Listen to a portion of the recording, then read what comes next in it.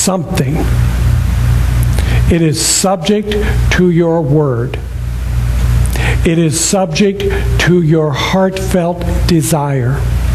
It is subject to the thoughts that you put into your experience.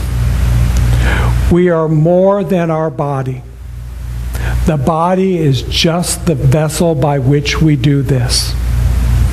It is said that my feet do not know that they are feet.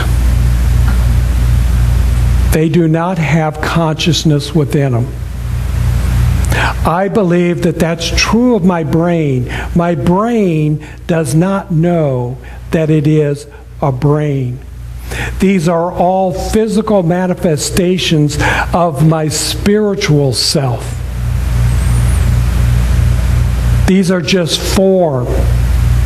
I believe that's why we're able to do organ transplants, because the organ itself is not conscious that it is an organ. It knows what it needs to do, and it does it to the best of its ability as long as you're taking care of it. But anybody could use it. But your mind is something beyond that. It's something greater. It's something that moves out into the atmosphere, into the wholeness of all that we are. I am more than my feet and my hands and my brain. I am the mind of the I am. When I move to that place where I know the I am that I am that I am, that's when I can declare my word. That's when I can manifest and demonstrate whatever it is that I choose and I desire. Not because I sit here and repeat and repeat and repeat and repeat. It's because I know. I know it everywhere within me, through me, as me, and outside of me. A drop of water does not know it is not the ocean, because the essence, the makeup of it, the molecular structure of it is the same as the ocean. A drop of water knows that it is what it is, whether it's in the ocean or in the lake or in your drinking water. But there's a greater essence that's going on and around and about that. God is everywhere, all the time. The power and the presence. It is the law, the triune nature of this thing that we call God, is that there is the power and there's the law. The law doesn't make choice. The law is impersonal. It doesn't decide that it's going to rain on this half of the room and that half of the, not over here. The law, when it decides it's going to rain, it just rains. If you walk into that, that's your problem. The law does not care. So when you're sitting there and you're having these negative thoughts about, oh, what a crappy job I have, the law's working for you. It hears that, and it says, yes, and let me give you more of it. So stop saying that. Stop thinking that. Move into a place of knowing something greater. This is not the experience that I desire. I am better than this. I am more worthy of this. I'm going to show them how great I am. And once they come to realize my power, and they want to offer me a raise and a promotion and a car and a corner office, I'm going to tell them, thank you for acknowledging me, but I got a better job. That's how it works. You don't sit in your office and think, what a crappy job I have, and then all of a sudden a better job comes up. Or sit in a bad relationship and then a better one comes along. You think it is.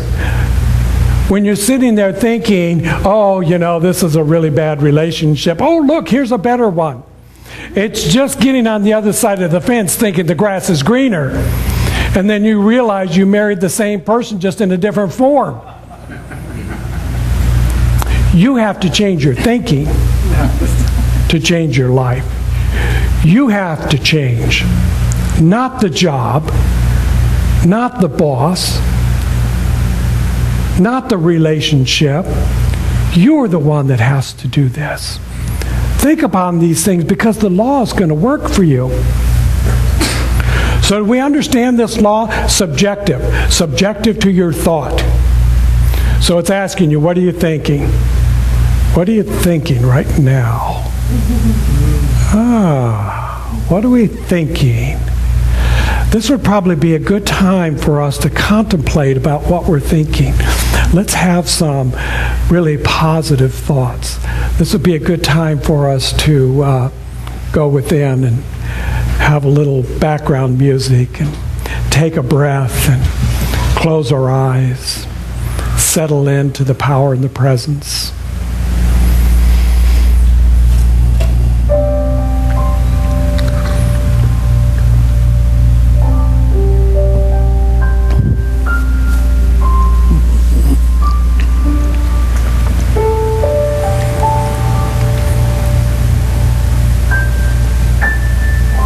Because my whole being is the life of God in me, I have nothing to fear.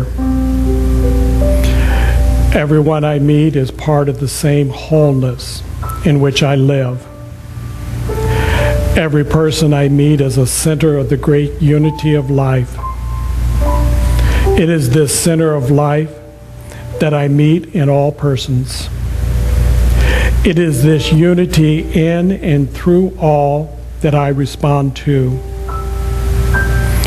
I cannot wish anyone harm, nor does anyone desire to harm me. Through my consciousness of love, which is the very essence of goodness, I transform any apparent imperfection into the perfect idea of true being. I am knowing people as God knows them. I am seeing everything as God must see it. His law is written in my mind and felt in my heart. I see God everywhere. And affirm with me as we say together, and so it is.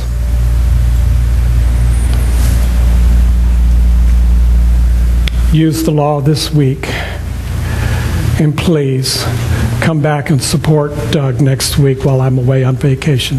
Namaste.